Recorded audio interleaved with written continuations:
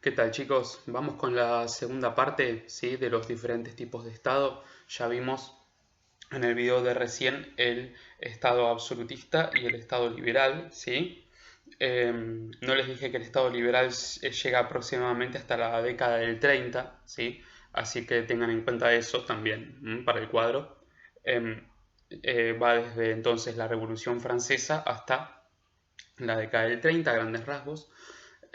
Dura hasta esa época porque en el año 1929 se produce la crisis de Wall Street. La crisis del 29 sí que es básicamente una venta masiva de acciones que tiene una consecuencia económica catastrófica a nivel mundial, y que afecta tanto a Estados Unidos como a Europa, América Latina, ¿sí? También afecta a Asia, afecta a todo el mundo, ¿sí? Em, es a partir de esa época que empieza a gestarse y a nacer el tipo de Estado que vamos a ver ahora, que es el Estado fascista, ¿sí? El tipo de Estado fascista. ¿Cómo podemos catalogar al fascismo? El fascismo es un movimiento político autoritario, ¿sí? Que surge durante las primeras décadas del siglo XX, ¿sí? Surge en la década del 20, ¿sí? Y termina de gestarse y de consolidarse en la década del 30, ¿sí? Después de la crisis. La crisis del 29 fue un gran impulsor de los movimientos fascistas, ¿sí? Son políticamente catalogados de forma coloquial como partidos de ultraderecha, ¿sí? Esta calificación no está mal, porque son de ultraderecha, ¿sí? Los fascismos, pero me parece que es una definición que cava muy poco sobre lo que realmente son, ¿sí? Decir que algo es de izquierda o que es de derecha es como algo es demasiado superficial y no nos permite entender muy bien cómo son las características de las diferentes formas de política, ¿sí? Mi objetivo es que podamos acá poder entender mejor cómo es este tipo de Estado, digamos, haciendo como un desglose, ¿sí? De sus características. El primer fascismo que existió fue el fascismo italiano. De hecho, la palabra fascismo, fascismo, pronunciado en italiano, es una palabra que surge con el ascenso al poder de Mussolini, ¿sí? El fascismo era un movimiento político de un carácter autoritario, ¿sí? De un carácter xenófobo, de un carácter fuertemente intolerante, ¿sí? Intolerante con otras formas de política, intolerante con otras visiones del mundo, ¿sí? Eh, el movimiento fascista va a llegar al poder mediante la presión política, mediante la presión política en la calle, va a lograr primero tener butacas en el Parlamento italiano y finalmente va a terminar llegando al poder Mussolini con el cargo de primer ministro, ¿sí? Lo primero que tenemos que entender es que los fascismos no creen en la democracia, ¿sí? No creen en la democracia, no creen en los derechos individuales, no creen en la división del poder, ¿sí? Por lo cual van a abogar siempre por una forma de Estado en la cual el Estado sea total, es decir, que el Estado tenga una presencia en todos los aspectos posibles, digamos, de la vida del hombre común, ¿sí? Tanto en la esfera pública como también en la esfera privada, en muchos casos también. Y que sea dirigido por un líder al cual se le va a rendir culto, ¿sí? Se le va a rendir culto mediante la propaganda, ¿sí? El líder es la encarnación de la nación, el líder es la encarnación del partido, ¿sí? En el fascismo la nación y el partido se fusionan en uno, ¿sí? El líder es bondadoso, el líder es desinteresado, ¿sí? El líder nunca se equivoca, siempre tiene la razón, ¿sí? Es el que encarna los valores de la nación, ¿sí? El líder nunca se equivoca, ¿sí? Siempre es bien intencionado, por lo cual se crea, digamos, en torno al líder justamente un aura de heroísmo y prácticamente de santificación, ¿sí? El líder está muchas veces guiado por la providencia, sabe cuáles son los males que el pueblo va a enfrentar, conoce lo que se viene, ¿sí? Por lo cual siempre hay que seguirlo con lealtad hasta la muerte, literalmente, ¿sí?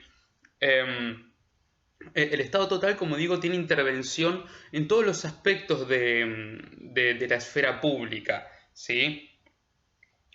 Suele también recurrir a instaurar un Estado policial y una sociedad militarizada, ¿sí? Una militarización de la sociedad para poder unificarla a la sociedad toda bajo los valores del partido y bajo los principios del partido. En el fascismo, lo que dice el partido siempre es la verdad oficial de la nación. La ideología del partido es la verdad oficial de la nación, ¿sí? Si bien yo tomo el ejemplo del fascismo italiano, el nacionalsocialismo o socialismo de Hitler en Alemania, ¿sí? Los nazis, también son una forma de fascismo. De hecho, son la forma de fascismo más extremas. ¿Sí? El nazismo es la forma de fascismo más extrema que se conoce. ¿Sí? Totalmente intolerante, racista, xenófobo. ¿Sí? Buscan una sociedad totalmente uniforme, militarizada. ¿Sí? Toda la educación de los niños desde una infancia temprana hasta la adultez siempre va dirigida a ser soldados, va dirigida a rendirle culto al líder, ¿sí? En el ámbito económico, el partido es el que controla la economía y es el que controla el comportamiento, digamos, el comportamiento económico de la nación, ¿sí? No existe ninguna forma de propiedad que sea verdaderamente privada, ¿sí? Es decir, vos podés tener una propiedad privada si el Estado te permite y acepta que tu propiedad es tuya, ¿sí? Pero la realidad es que el Estado, al disponer del poder total, cualquier propiedad que tengas, tu auto, tu casa o incluso tu vida, de hecho, el Estado puede quitártela si quiere, ¿sí? Porque tiene el poder totalmente absoluto. Todo lo que dice el líder se escucha y se cumple lo que el líder diga, ¿sí? Esto es esta concentración del poder en el líder. Ustedes por ahí se les puede llegar a ocurrir compararlo con las monarquías absolutas del antiguo régimen, ¿sí? Con el absolutismo, pero en realidad no es lo mismo, no es la misma forma de concentración del poder, ¿sí? Recordemos que en el absolutismo el rey era elegido por Dios. Acá no es un elegido por Dios, sino que es un elegido por el pueblo, ¿sí? Aunque irónicamente no creen en la democracia y a los fascismos en términos generales nadie los eligió. Obviamente que llegaron al poder teniendo apoyo popular, ¿sí? Si no tenés nada de apoyo popular no podés llegar al poder. Pero la realidad es que no creen en la democracia los fascismos y ven a la sociedad, ven a las masas como algo que tiene que ser dirigido, como algo que tiene que ser conducido, ¿sí? Es decir, las masas están hechas más para obedecer que para mandar de por sí. Son solamente los líderes los que tienen que mandar, ¿de acuerdo? Por lo cual, bueno, como digo, entonces, repasando un poquito, hay un Estado total dirigido por un líder con poder total. Este líder generalmente es el hombre al frente de un partido, ¿sí? Como es el caso de Mussolini con el Partido Fascista o el de Hitler con el Partido Nacionalsocialista, ¿sí? Este partido tiene una ideología, que es una ideología que mediante la propaganda y mediante una educación muy, digamos, muy intensa, que interviene mucho, digamos, y condiciona mucho la visión del mundo que tiene el hombre común, busca construirse a sí misma como la verdad oficial de la nación, ¿sí? La verdad de la nación es la verdad del partido. El partido, el Estado, el líder y la nación son cosas que son elementos que están muy fusionados, están muy mezclados, ¿sí? El líder es el líder del partido, pero al mismo tiempo encarna lo mejor del partido, es el hombre al frente. Al mismo tiempo es el hombre al frente del pueblo. El pueblo es la nación, ¿sí? El partido tiene una ideología. Esta ideología al mismo tiempo es la verdad oficial de la nación, ¿sí? Por lo cual está todo muy fusionado. Por eso se suele decir y se suele catalogar al Estado fascista, se lo suele clasificar como totalitario, ¿sí? Lo cual es un término con el que estoy muy de acuerdo en este caso, ¿sí? El Estado es absolutamente total y la autoridad del líder también, ¿sí? No tienen absolutamente ningún tipo de tolerancia con la disidencia política, es decir, cualquiera que esté en contra de las ideas del partido está en contra también de las ideas de la nación, por lo cual es una antipatria, es un antipueblo, es un disidente enemigo de la nación, por lo cual debe ser encarcelado o asesinado en el peor de los casos, ¿sí? Cuando los fascismos llegan al poder, esto pasó en Italia con Mussolini, tanto como en Alemania con Hitler, cuando llegan al poder se dedican a abolir los partidos políticos, es decir, los prohíben, ¿sí? El partido político que ellos dirigen, el partido fascista, pasa a ser el partido único en la nación y a construir, digamos, su régimen mediante la fuerza, mediante el terror, mediante la imposición forzosa de autoridad y sobre todo también mediante la propaganda, ¿sí? Mediante el adoctrinamiento de la nación, el adoctrinamiento del hombre común. ¿De acuerdo? Bien. Vamos a hablar un poquito ahora el estado benefactor, ¿sí? El estado benefactor, también llamado estado de bienestar o estado interventor, ¿sí? Lo primero que tenemos que saber es que el ideólogo de este tipo de estado fue un economista británico que se llamó John Maynard Keynes, ¿sí? Que cuando la Segunda Guerra Mundial termina y los fascismos son aplastados, ¿sí? Recordemos que durante la Segunda Guerra Mundial la Italia de Mussolini y la Alemania de Hitler son básicamente destruidas y desmanteladas a nivel político.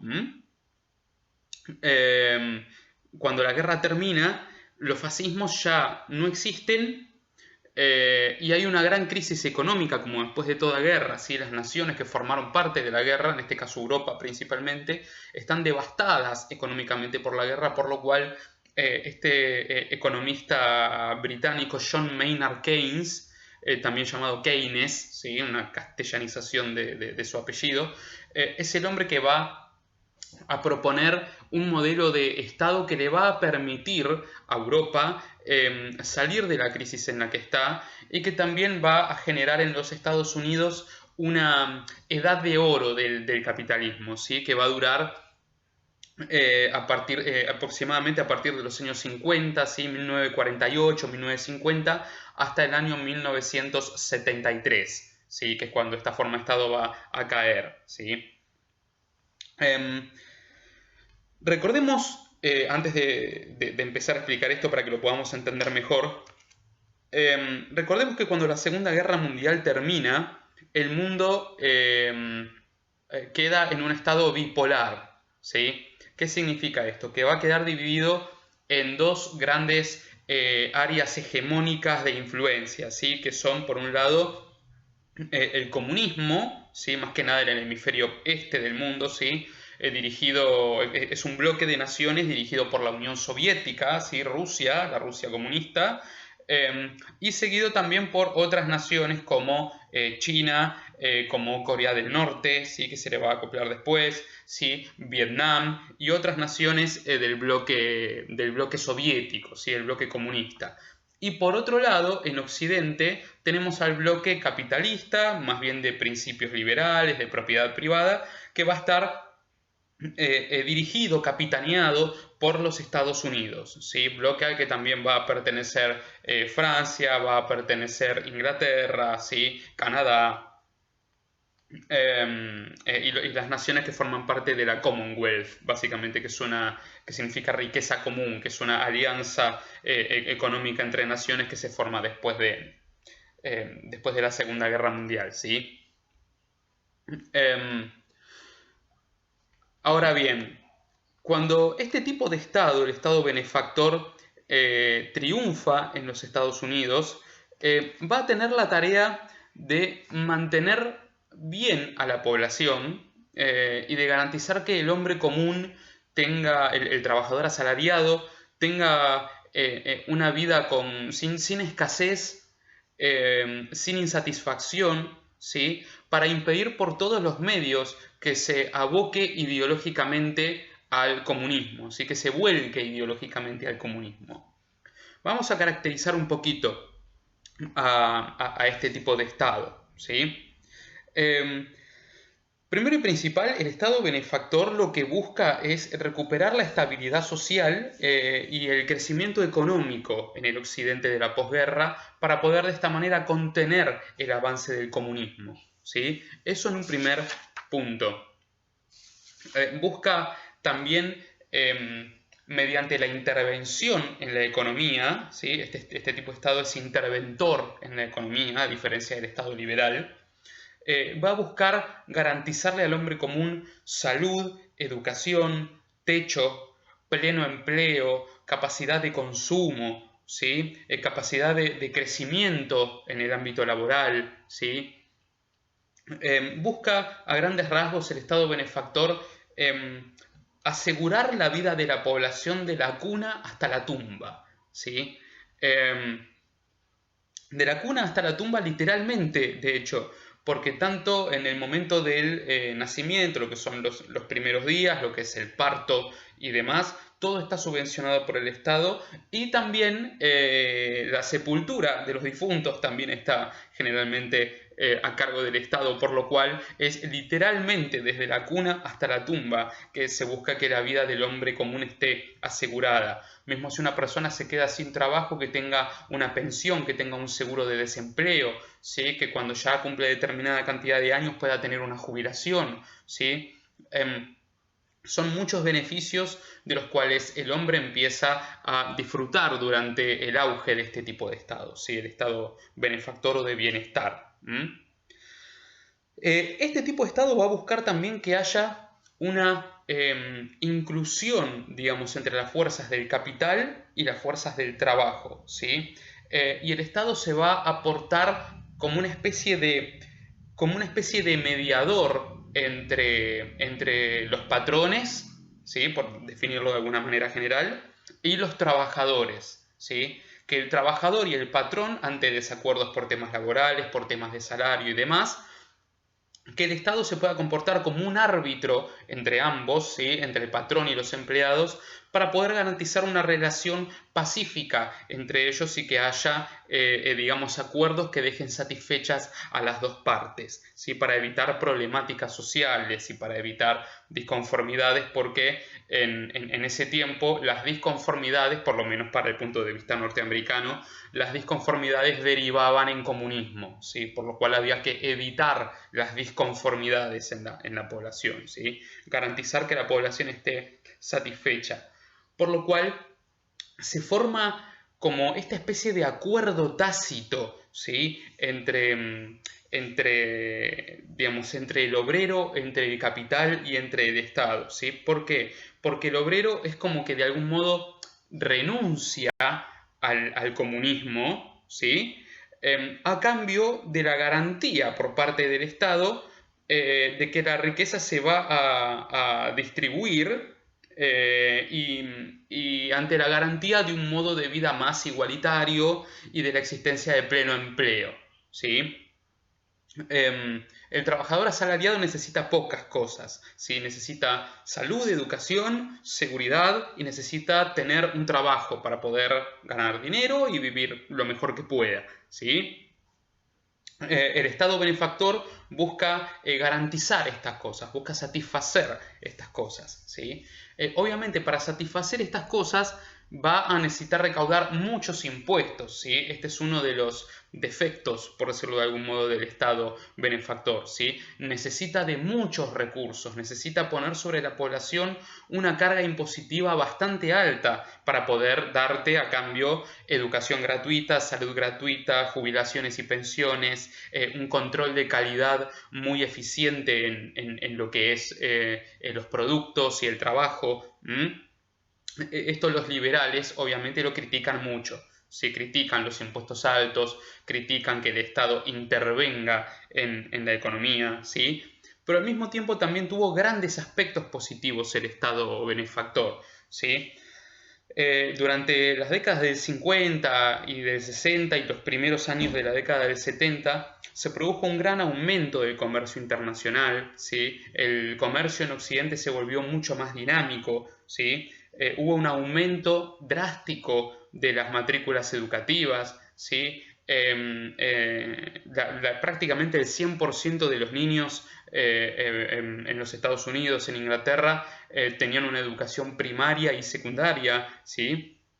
Al mismo tiempo también hubo un acceso a la educación superior, a los estudios universitarios de la mujer, que fue masivo, ¿sí? La mujer ya venía formando parte del escenario laboral y en el ámbito educativo ya desde la Revolución Industrial, pero en una medida muy menor al hombre. En cambio, a partir de la década del 50 empieza a haber un acceso de la mujer a los estudios universitarios que es masivo por todo Occidente, ¿sí? Y hay un drástico retroceso también del analfabetismo, ¿sí?